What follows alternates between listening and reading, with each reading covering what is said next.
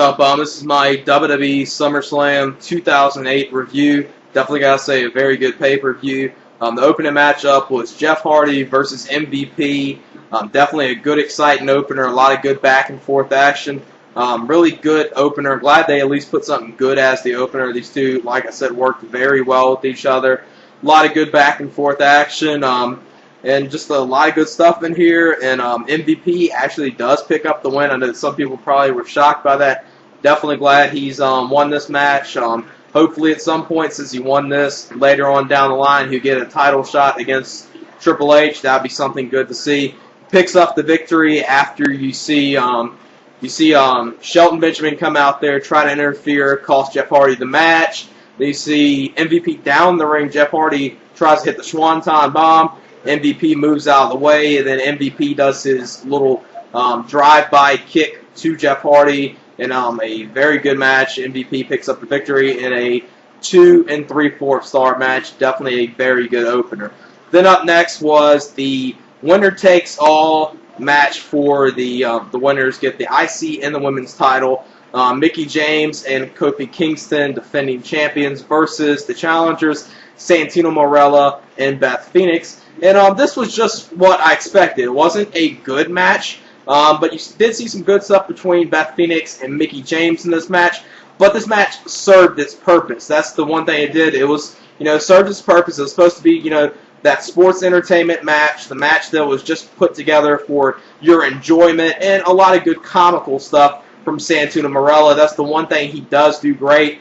Yes, he's not that good of an in-ring worker, but he's basically like this generation's Honky Tonk Man, where he knows he's not the greatest in-ring performer, but he makes it up for his comical stuff and the stuff he does on the mic. And they pick up the victory after Mickie James hits Santino Marella with a DDT, and then Beth Phoenix comes from behind, does that, not sure what she calls it, that, it's the face plant she does to Mickie James and pins her. So the new women's champion Beth Phoenix and new Intercontinental champion Santino Marella, and just like I said, it served its purpose. I found it enjoyable. It didn't get too much time. It got it the amount of time I was expecting. Probably a lot of people were expecting, and I would give it 2 stars just for it was at least watchable. Then the next thing was the Shawn Michaels announcement. You see him come out with his wife, and he's announcing that maybe it's my time to end my career. Basically, somewhat of a retirement speech, and saying his career is over. Then, obviously, like everyone expected, Chris Jericho comes out here, gets on the mic, says, "Shawn Michaels, you're not going to end your career like this, and you got to admit to everyone that your career is over because at the hands of myself, Chris Jericho."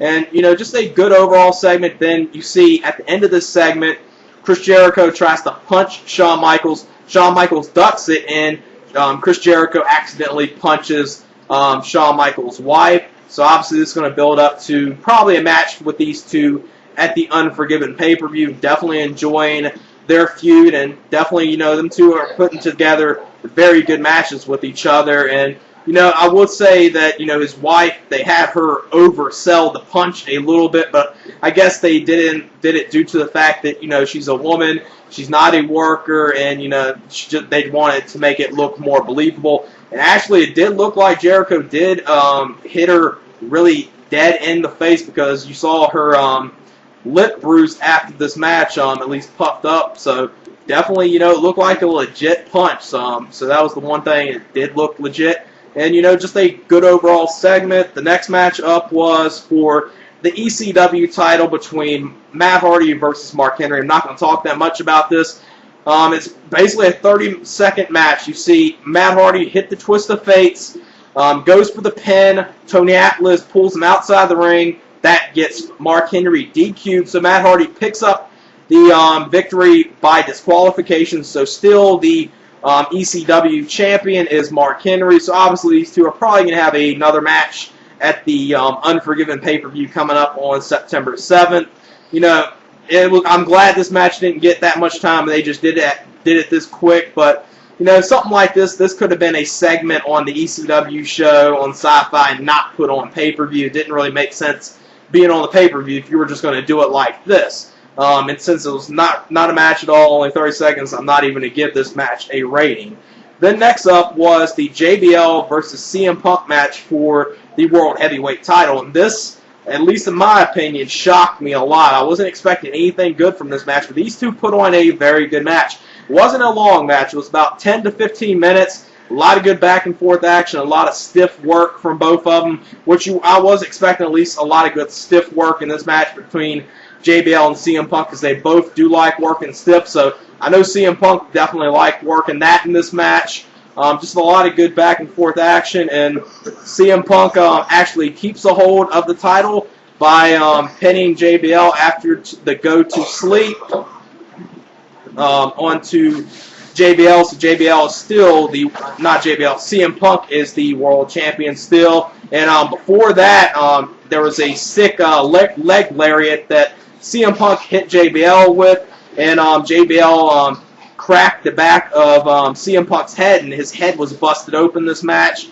Didn't really catch it when it first happened, didn't catch it until they showed the replay of it, but definitely, a stiff shot right there. And, just an enjoyable world title match. Whole lot better than what I was expecting. 3.5 stars. Then the next matchup was the Great Khali versus Triple H for the WWE title. And this match was at least watchable. I would say it was at least watchable, and it was probably better than what a lot of people were expecting. I wouldn't say it was a great match. Wouldn't say it was a match I would rush to go back and see, but it's at least a watchable match. Just a typical Khali match. When he's out there with someone good like Triple H, Cena, and even Undertaker, he can at least put on watchable matches, and that's what this was.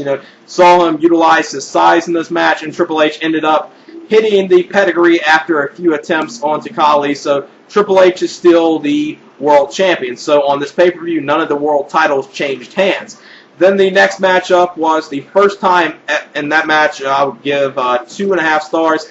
The next matchup was the first time ever meeting between John Cena versus Batista. First time ever, and definitely got to say it was very good.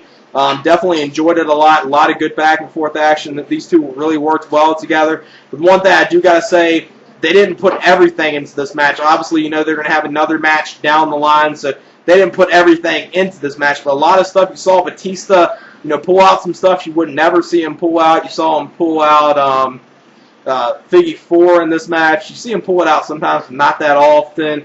A couple other things, and just a lot of good stuff. This match ends when Batista hits after 2 power bombs, and the way he hit the last power bomb was definitely good, or Demon Bomb, or Batista Bomb, whatever he calls it.